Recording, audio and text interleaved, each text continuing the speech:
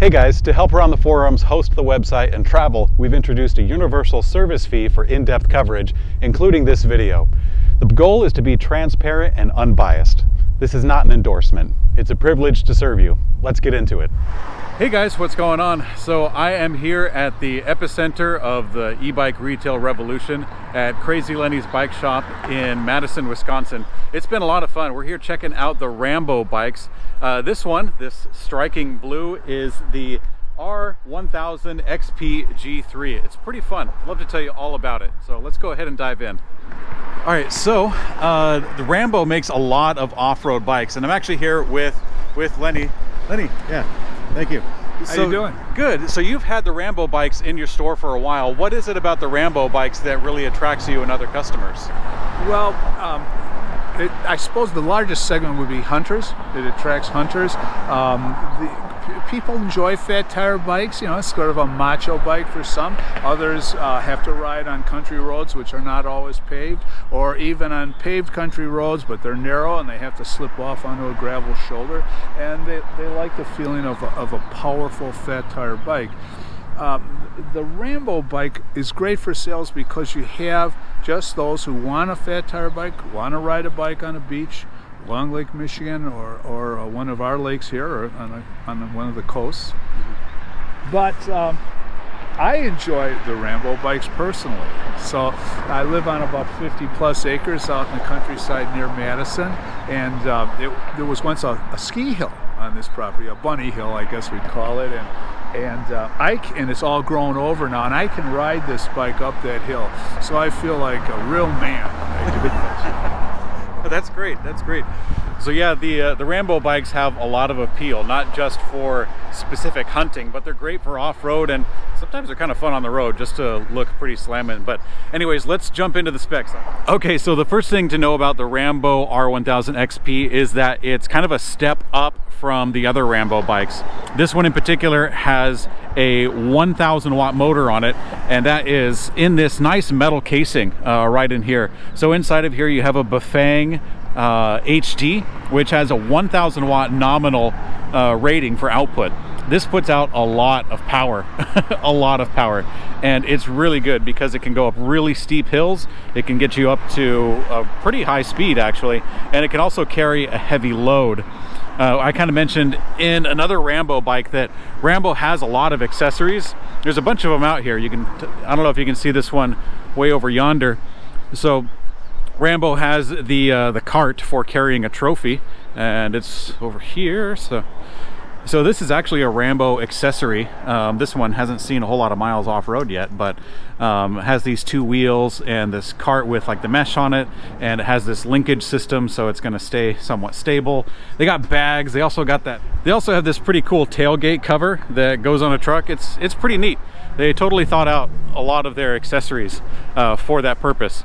Anyways, we were talking about the motor, kind of the centerpiece of this bike, the 1000 watt Bafang HD. This one has a ton of energy to put out, and I'm glad they put it with a pretty good battery. This battery is a 48 volt 14 amp hour battery, and if you see something less like a 4810 with a massive motor like that, it's going to eat through the battery fairly quick. So that was another thought out thing that they did, in which they put it with a pretty large size battery that fits into this casing right here.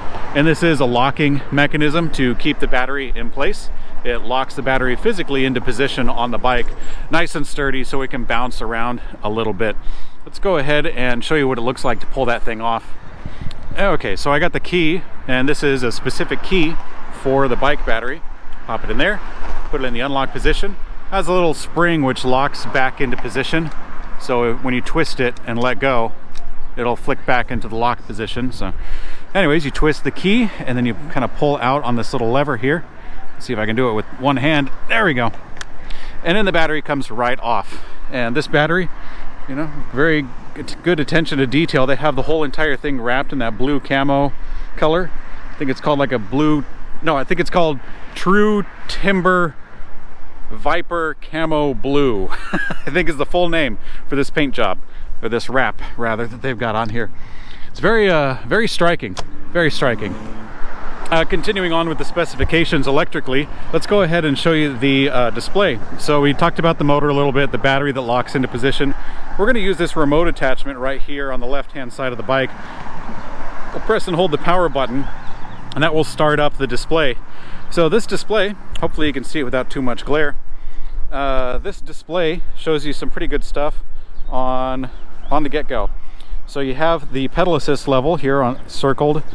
Right now it's in 0. You press the plus button, it goes up to level 5.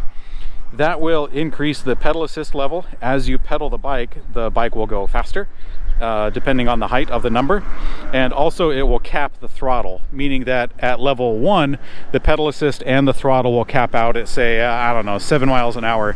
And then at level 2, it will cap out at 9 miles an hour. Level 3, it will cap out at 14, etc., etc. This bike actually does not have a top speed programmed into it. The top speed is going to be dependent upon really the physical properties of the electric and mechanical system. So this is actually a class, I guess what we'd call like a class 4 electric bike. It doesn't fit into class 1 or class 2 or class 3 because of that top speed. It really depends on the legal specifications that you have in your area, so definitely check with the local laws before you jump on this thing and ride up to the governor's mansion. So continuing on with the display, it shows you a little bit more here. The actual speed right here in the center with this kind of automotive motif. Have your battery percentage up on the top right, and that's good. It doesn't show you bars, it shows you an actual percent that gets down to the 1 percentile. And let's see, it has a little light feature. This bike actually doesn't come equipped with lights, and the information panel is just above the pedal assist level right there.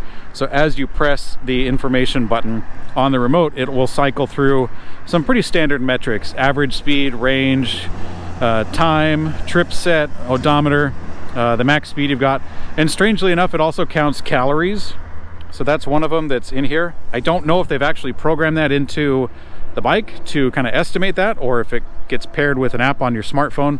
I don't know of such a thing, but I guess that capability is there somehow. So that's the electric system. Let's go ahead and jump into the mechanical system. Honestly, one of the first things you'll notice is that these tires are used. We got a chance to actually use these off-road yesterday, and it was a lot of fun.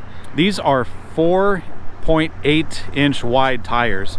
So even a regular fat tire bike, might come out to say here. So these ones continue on almost another inch to 4.8, and that's a pretty good width. That's really nice, because something like this has a ton of grip. You can see that it's already kind of gone through some pretty loose and muddy terrain, and it's kind of caked on there a little bit. And these tires can certainly do it. And combined with the high power output that you have from the motor, that makes for a really compelling bike that can go into a lot of extra places and a lot of extra seasons that a typical bike, or in some cases a fat tire bike, wouldn't be able to access. So this is definitely one of the centerpieces of this bike mechanically. One other great feature I wanted to talk about was the brakes. Is that these are Tektro Dorado hydraulic disc brakes, and they are coupled with a pretty big rotor. I want to say these are 180, 203. Yep, 203. So these brake rotors are 203 millimeters in diameter. These are big, and that's good because these 4-piston hydraulic disc brakes can pinch onto that disc, and because of the size of it, it can dissipate the heat better. It gets better bite as you're going down a hill, which is especially nice if you're carrying a heavy load, such as on the that cart that I showed you earlier. So they definitely kind of thought that out. They have an RST Renegade front fork. I didn't know they made front forks for a bicycle that were this wide, so that's kind of new for me. But they have a really wide front fork that can handle a lot of compression. And you have an adjustment right here that's easily accessed by twisting this knob to make it a little more stiff or a little more loose, depending on your preference. So we did talk about the brakes a little bit, but the gearing is another pretty neat thing. So this is using a really nice set of SRAM NX 11-speed derailleur down here, which is a really nice set. The springs are nice and tight, and it can get into a gear pretty well. You have a 32-tooth chainring up front that has like this metal guard to kind of keep a little bit of your pants out. I know that a lot of folks, when they do off-road, they want to get a little protected, especially if they're off in a cold place. 170 millimeter cranks on either side with these metal Welgo pedals with the reflector built into it, which is pretty good. You have nice little teeth right here that can get the sole of your shoe pretty well. So one thing I did want to mention about the gear shifting while we're on the subject is that this bike does have like the flat grips here with a lock-on attachment on either end, but the gear shifter uses this this twist grip, and I haven't used a twist grip like that in a while. I mean, they work just fine, but they don't have the same kind of precision as you would see from, you know, the little trigger shifters where you just push it with your thumb. Those things move very, very slightly in reality. The grip shift, it blends in very well. It cleans up the cockpit really nice. However, you do have to twist it just a tiny bit more in reality, just to get the shifter to actually click. So it's good because the shifter itself, or sorry, the derailleur itself on the back of the bike is very precise, and you'll be able to feel this when you're wearing gloves. So that's a good thing for those hunters who are off out in the distance, especially in a cold environment early in the morning, is that when they're using the trigger shifter, it's pretty finite, it's pretty fine tuning, but something like this, you can actually twist it and feel it kind of click and move your hand a little bit more. So that's kind of like a feedback sort of mechanism that they have in here, and that's a pretty cool thing. It definitely thought this one out. The seat post is pretty stiff, pretty solid, nothing to really brag about on the seat post. I do like this seat, even though it's, you know, it's kind of a modest seat. It's maybe 7 inches wide or so, and has a pretty good horn to it. So you may want to, if you want something more comfortable, switch out the seat post for a compression seat post, and that way it'll have a little bit more cushion. But that's something your local bike shop can help you out with, because seat post sizes are always different. I believe this one is a 30.9. Please check the specs on the EBR website, because I could be wrong. One last thing to mention about the bike, the frame does have this dip into it, so you can actually get in and out fairly easy. It has a lower standover height. You can get the attachment, or you can get the rear rack for the bike on these attachments here that are already built in, and the front rack. So this is one of not that many bikes that has front rack attachments built into the frame. So you can get that accessory where it mounts into here and then has kind of like this, I guess, kangaroo pouch or deck that you can mount all sorts of things on here. So it's definitely a bike for lots of heavy use. So we are going to go ahead and get into the ride test. It's going to be fun. All right, so this bike has some pretty cool things about it that I didn't notice until actually getting on and riding. So I'm glad, because, you know, going over the specs and measuring everything is great, but, you know, actually getting on the bike, you learn a few things about it. One of them is that this bike does have a cutoff for switching gears, meaning that when you're changing mechanical gears, it will let off power from the motor so it doesn't strain too much tension on the chain. Which is pretty cool, because that way you get more longevity out of your parts. You're not going to be stranded based on that, so that's a pretty good thing. Another thing that I noticed that I really appreciate is that the bike has a brake cutoff, which is nice. You know, it's kind of fun. I'm talking about the cutoffs now, but when you squeeze on the brakes just a little bit, it sends a signal to the motor to stop engaging power, so that way the brakes aren't ever in opposition with the power output, which is, you know, great. That's a feature on a lot of bikes. But with a bike like this, it has really, really nice brakes. I like these a lot.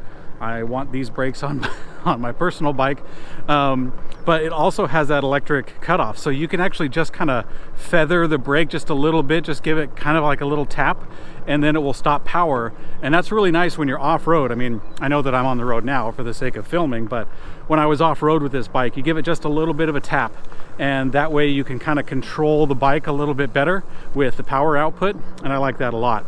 The shifting on this bike, it took a second to get used to, because I'm accustomed to using a trigger shifter, you know, something with the thumb triggers that you hit, or even the ones that you squeeze. This is one of the first kind of, I guess, mountain bikes that I've used that has a twist grip, or at least one that I've used in the last 10-15 years.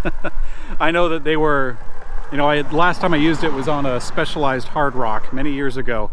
It had the twist shifter for the mechanical gears, and I haven't ridden a mountain bike like that in a very long time, until just now. So it's not tough. You get the hang of it. It's not, you know, complicated at all. It actually kind of cleans up the handlebars a little bit so it doesn't look so complicated in the cockpit, which is a good thing.